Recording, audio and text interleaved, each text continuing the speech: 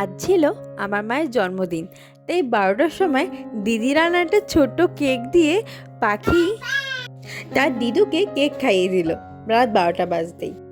আর ও উইশও করেছে মাকে। শোনো, বলো হ্যাপি হ্যাপি বার্থডে বার্থডে দিদু। দিদু।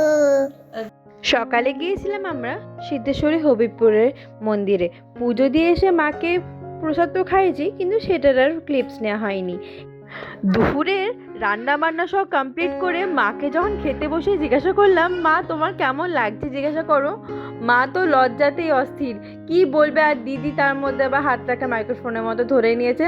মা আরও হেজিটেট ফিল করছিল, কিছুই বলতে পারলো না। তারপর পাখি বুড়িকে একটু মায়ের কোলে বসে দেওয়া হয়ে গেছিলো কিছু ছবির জন্য।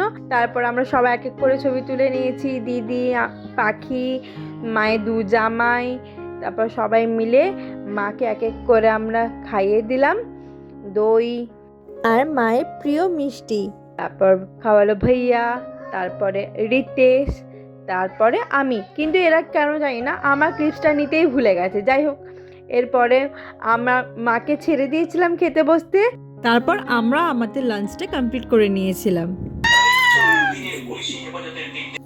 আমরা 4জন মিলে একটা সারপ্রাইজ প্ল্যান করেছিলাম, যেটা ছিল আমার মায়ের বাড়িতে। তো মা জানে না, মাকে বলেছিলাম চলো আমরা এমনি একটু বেরোতে যাচ্ছি। তো মায়ের জন্য যে গিফটটা আমরা কিনে রেখেছিলাম আমি, রিতেশ, দিদি, ভাইয়া, তো সেইটা হলো এই আলমারিটা। মায়ের আগে যে পুরনো আলমারিটা ছিল সেটাকে বাদ দিয়ে আমরা 4জনে মাকে এই আলমারিটা গিফট করেছিলাম। মায়ের রিয়াকশন দেখার জন্য আমরা 5জনেই অলরেডি আগে থেকে বসেছিলাম ঘরের মধ্যে, যে মা মুখটা কেমন হয় সেটাই দেখবো। তো সেটা বলার পর আমরা সবাই একসঙ্গে মাকে হ্যাপি বার্থডে বলে উইশ করেছিলাম। আর মা ভীষণই হ্যাপি ছিল। আর মায়ের থেকেও মনে হয় আমার পাখি বুড়ি বেশি এক্সাইটেড ছিল তার দিদির নতুন আলমারি দেখার জন্য। তো সেই আগে ভাগে খুলে দেখে নিয়ে সব কিছু ঠিকঠাক আছে রেখে দেখে নিচ্ছিলো। তো আমাদের দেখার পর আমি আবার আমার মাকে নিয়ে বাড়িতে চলে এলাম, কারণ এখনও মায়ের বার্থডেটা বাকি ছিল, কেক কাটিং বাকি ছিল। তাই মাকে আমার বাড়িতে নিয়ে চলে এসেছিলাম দিদি, আমি, রিতেশ আর মা, পাখি, কারণ ভাইয়া পড়াতে গেছিলো, পড়া থেকে আবার আসবে। সন্ধ্যাবেলা পাখির নাচ শুরু করে দিয়েছিল। It's not a secret I tried from me, but you're here in my heart. You be the one I was meant to. Stars, maybe the world could be.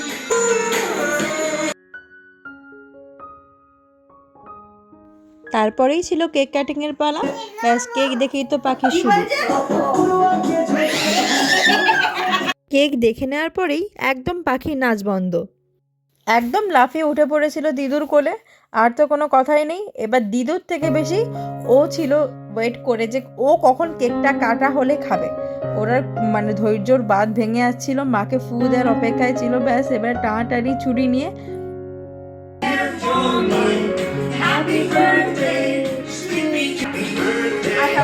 Happy birthday মা, খুব ভালো থেকো, সুস্থ থেকো, তোমার জীবনে প্রত্যেক বছর এই দিনটা বারবার ফিরে আসুক। আর আমরা আমাদের মতো করে প্রত্যেক বছর তোমাকে স্পেশাল ফিল করানোর চেষ্টা করব।